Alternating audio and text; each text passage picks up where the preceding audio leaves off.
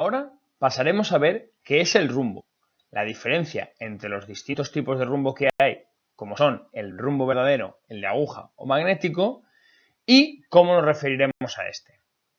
Podremos definir el rumbo como el ángulo que marca la dirección que sigue la proa de nuestra embarcación con el meridiano del lugar. Como decíamos hace unos segundos, tenemos tres tipos de rumbo. El primero que veremos será el rumbo de aguja, que es el ángulo conformado por el rumbo que nosotros llevamos y el norte que nos muestra nuestra aguja náutica. El rumbo de aguja es el que lleva el timonel, y para poder trazarlo sobre la carta habrá que pasarlo a rumbo verdadero a través de la corrección total. Por otro lado, tenemos el rumbo verdadero, que es el ángulo que marca nuestro rumbo con el norte verdadero. Este último es la suma del rumbo de aguja más la corrección total o el rumbo magnético, más la declinación magnética del lugar. El rumbo verdadero es el que trazamos en la carta, con lo cual, para dárselo al timonel, habrá que pasarlo a rumbo de aguja, a través de los cálculos con la corrección total. Por último, tendríamos el rumbo magnético, que no es otra cosa más que el ángulo formado por nuestro rumbo con el norte magnético. Ojo, os acabo de dar las definiciones técnicas que suelen salir en el examen, pero para que lo entendáis más fácil, podemos decir que cuando hablamos de rumbo, estamos hablando de la dirección que lleva nuestra embarcación. ¿Y cómo se expresa gráficamente nuestro rumbo? Normalmente nos lo darán en rumbo circular, que es el más usado y se cuenta de 000 grados a 360 grados, siempre en el sentido de las agujas del reloj. Aunque también nos lo podrán dar en cuadrantal, donde se cuenta de 0 grados a 90 grados desde el punto cardinal norte o sur hasta el punto cardinal este u oeste, según el cuadrante en que se encuentre. Como vemos en la imagen, el circular va de menos a más en el sentido de las agujas del reloj. En cambio, en el caso del cuadrantal, vemos 4 cuadrantes, y para referirnos a un rumbo concreto, primero diremos si es norte o sur, y luego cuántos grados pasan en ese cuadrante o faltan para llegar al siguiente cuadrante, dejando al final si es este u oeste. Pero detengámonos en cómo pasar de rumbo cuadrantal a rumbo circular. Esta operación la realizaremos ya que trabajar con rumbos circulares es más sencillo y además siempre se trabaja con números positivos. Si nos encontramos en el primer cuadrante, que va de norte al este, se quedan los mismos grados que nos menciona el rumbo cuadrantal. Si por otro lado nos encontráramos en el segundo cuadrante, que va de sur al este, se resta el número cuadrantal a 180. En el caso de encontrarnos en el tercer cuadrante, el cual va del sur al oeste, le sumaremos al número cuadrantal 180. Y por último, si estamos en el cuarto cuadrante, el que va de norte al oeste, se le restará 360 grados al número cuadrantal que nos hayan dado. Teniendo ya claro los conceptos referidos al rumbo, utilizaremos la lógica de anteriores diapositivas para entender el término marcación. La marcación es el ángulo horizontal formado entre la línea de crujía de nuestra embarcación y la visual de un objeto. La primera, que es la forma más habitual, es la semicircular, que va de 0 por la proa a 180 grados por la popa, siendo negativa a babor y positiva a estribor. ¿Cuál es la forma de medirla? La segunda sería la circular, que iría de los 0 grados a los 360 grados en el sentido de las agujas del reloj. Es importante recordar que cuando nos den una marcación, si nos la dan en formato negativo, la marcación será semicircular y por babor. Y si nos la dan en positivo, será por estribor, que puede equivaler a la marcación circular. A modo de resumen, diremos que cuando hablamos de rumbo nos referiremos a la dirección que lleva nuestra embarcación. Por otro lado, y en relación con el rumbo que llevábamos, tenemos la marcación, que sería el ángulo de un punto en la costa con el rumbo que llevábamos. Y por último, la demora sería el ángulo de un punto en tierra en relación con el norte verdadero. Ahora os propongo la siguiente situación. Resulta que durante nuestra navegación ha habido una erupción solar de dimensiones desproporcionadas y se han quedado fritos todos los satélites del mundo.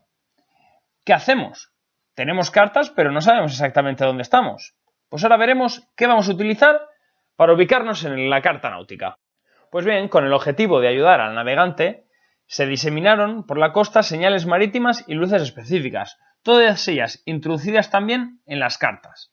Estas marcas corresponden a edificios emblemáticos y muy visibles desde el mar, para reconocer la costa y situarse en ella en situaciones donde la tecnología no nos lo permita. Claro, esto es muy sencillo, incluso no necesitaríamos mirar las cartas náuticas. Yo sé perfectamente la costa por la que navego, pero si fuera de noche, o si hay niebla o lluvia intensa y no vemos nada, ¿cómo lo hacemos? Como hemos dicho hace un segundo, tenemos luces específicas. Con respecto a las luces, estas pueden ser diurnas, nocturnas y de niebla. Y bien, ahora poco a poco iremos desgranando cómo son y qué son cada tipo de estas señales. Estas se agruparán en señales visuales, señales sonoras y señales electromagnéticas o electrónicas. Las primeras que vamos a ver son las marcas, las cuales son elementos físicos o edificios situados en puntos clave de la costa, que al no tener luz por sí mismos solo nos servirán para ubicarnos en situación diurna. Por otro lado, tenemos luces y señales, que dentro del sistema de balizamiento marítimo internacional también nos sirven para guiarnos tanto de día como de noche. Estas luces y señales serían las siguientes. Tendríamos los faros, que son torres fijas en la costa, bajos o bien en islas. Su diferencia de día está en su color y su estructura, y de noche por la apariencia de sus luces, por ejemplo, 2 destellos blancos cada 10 segundos. Por otro lado, también tendríamos las farolas. Son faros de menor potencia situados generalmente en los espigones de entrada a los puertos, rompeolas, escolleras próximas a las costas, etc. Más peculiares son los buques faros, pero con un funcionamiento exactamente igual que los faros fijos en tierra. Son embarcaciones en las cuales encima de ellas se encuentra instalado un faro. No suelen ser utilizadas en las costas españolas, pero siempre es bueno conocer su existencia. Otro de las luces y señales más características son las balizas, que son todas aquellas que hemos estudiado en el tema 5, las de peligro aislado, las marcas cardinales, etc. Y están sujetas a las inclemencias del tiempo, ya que son marcas que están situadas flotantes dentro del mar. Por último, nos encontraríamos con los radiofaros, que son estaciones situadas por regla general en los faros y que transmiten señales de radio para que sean captadas por los receptores de a bordo de las embarcaciones en días de muy baja visibilidad. Bien, ya sabemos reconocer las marcas en tierra tanto de día como de noche, pero ¿cómo las podemos utilizar para ubicarnos en un punto real en la carta? Pues bien, utilizaremos esas marcas para trazar líneas de posición, con las cuales triangularemos nuestra posición en el mar. Sin perjuicio del GPS, toda persona que se echa a la mar tiene que saber ubicarse en la carta y trazar su ruta sobre ella. Por ello, es de vital importancia conocer métodos manuales que dependan lo menos posible de elementos externos y tecnológicos.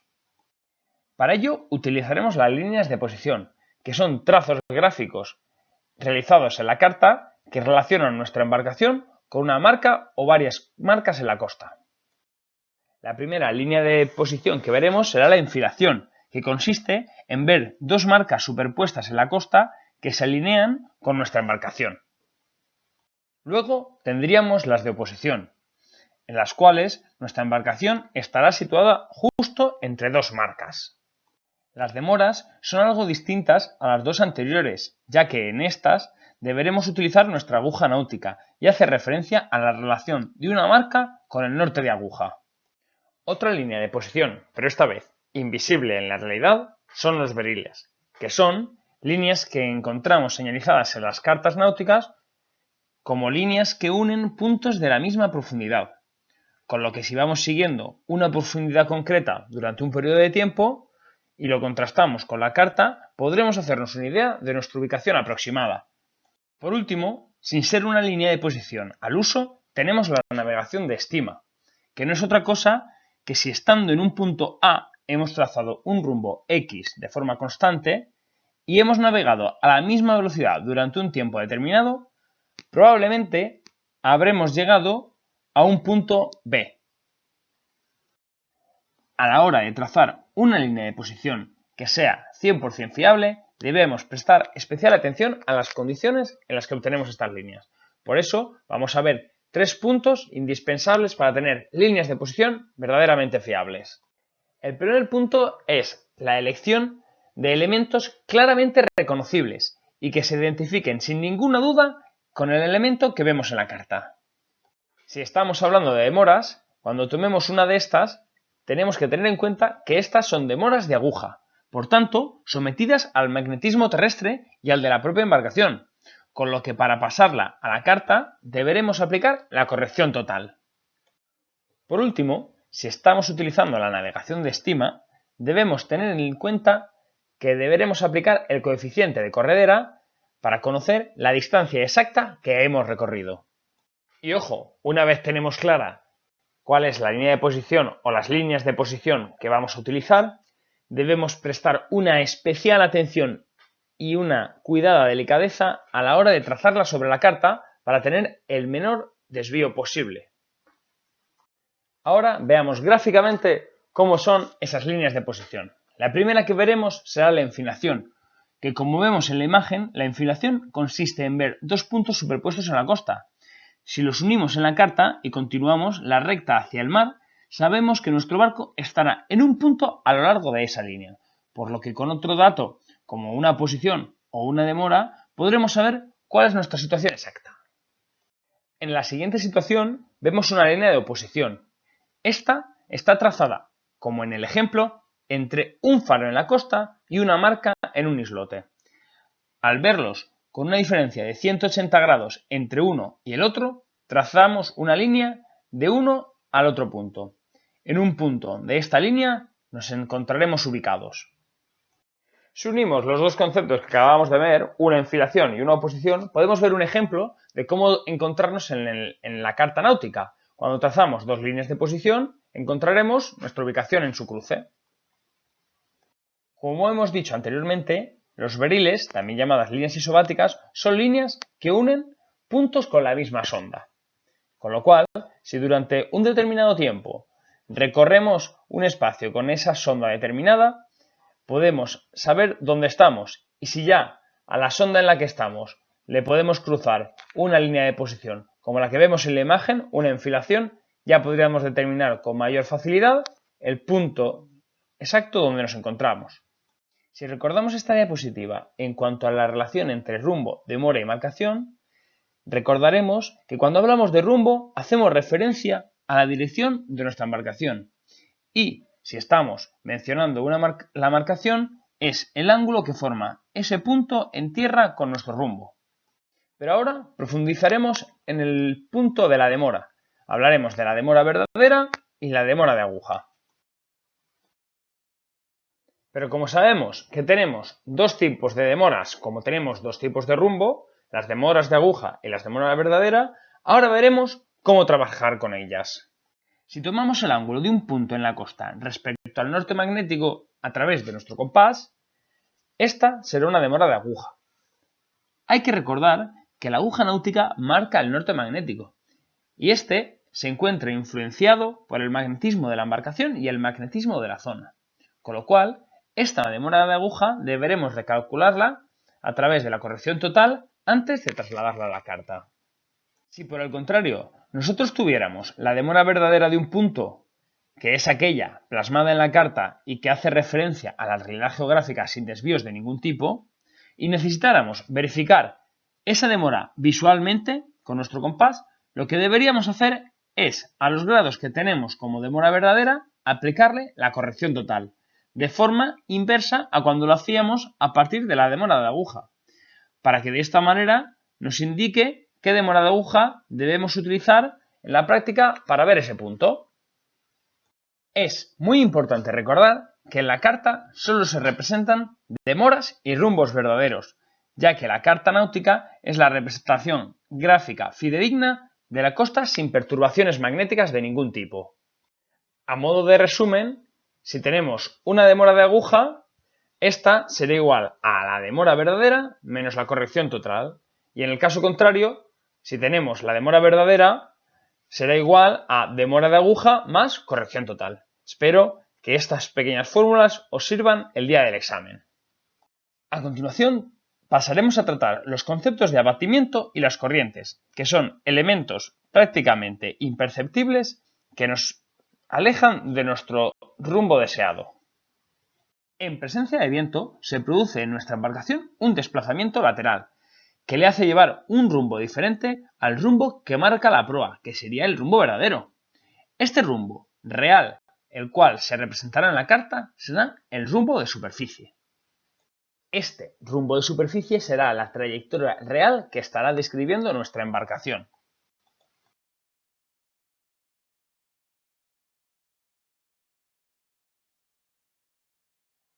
Con lo cual, al ángulo que forma el rumbo verdadero y el rumbo de superficie se le llamará abatimiento, y se cuenta en grados desde la proa, positivos a estribor y negativos a babor.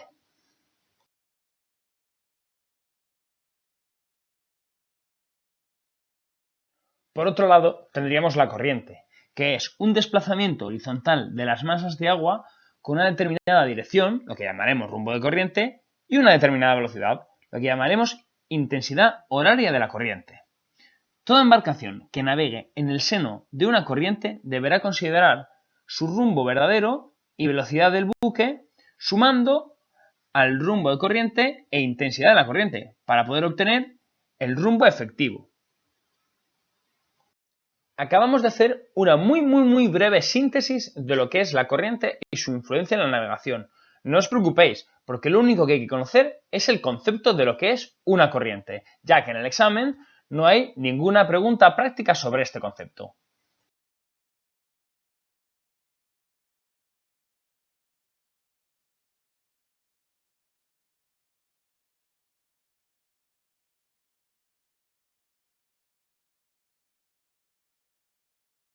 Ya para terminar este largo y denso tema, hablaremos sobre las mareas. La marea es el cambio periódico del nivel del mar, en cuanto a profundidad, claro. Esto se debe principalmente por la fuerza de atracción gravitatoria que ejerce el Sol y la Luna sobre la Tierra. Su conocimiento es importantísimo, ya que nos permite conocer la cantidad de agua que hay bajo nuestra quilla, y esto nos ayudará a evitar varadas o accidentes involuntarios que causen serio riesgo para nuestra embarcación y sus tripulantes. Sobre las mareas pueden influir diferentes aspectos meteorológicos, pero los más relevantes para la navegación costera serán, por un lado, la presión atmosférica, influyendo sobre la altura de la marea, y los vientos, también influyendo, adelantando o atrasando las horas, así como variando su altura, la cual aumenta con vientos fuertes y disminuye con los vientos de tierra. Ahora veamos los conceptos fundamentales relacionados con las mareas. El primer concepto que vamos a ver relacionado con las mareas es la pleamar. La pleamar es el momento de mayor altura del mar y se suelen tener dos momentos de pleamares en el día. Por otro lado, tendríamos el concepto de bajamar, que si entendemos como pleamar el momento de mayor altura del mar, la bajamar, por sentido común, será el momento de menor altura del mar. Otros de los términos importantes a la hora de hablar de las mareas sería el cero hidrográfico y la bajamar escorada. El cero hidrográfico es la unidad de referencia expresada en la carta que sirve para calcular la sonda del lugar. Por otro lado, como decíamos, teníamos la bajamar escorada, que es la profundidad mínima en las circunstancias más adversas que originen un descenso de la altura del mar. Por ejemplo, tenemos una situación de muy baja presión, además tenemos muchísimo oleaje, con lo cual en un momento determinado tendríamos menos calado de lo habitual. Y por último hablaremos de lo que es la amplitud de la marea, que como os podéis imaginar es la diferencia de altura del mar entre el momento de pleamar y bajamar en una marea determinada.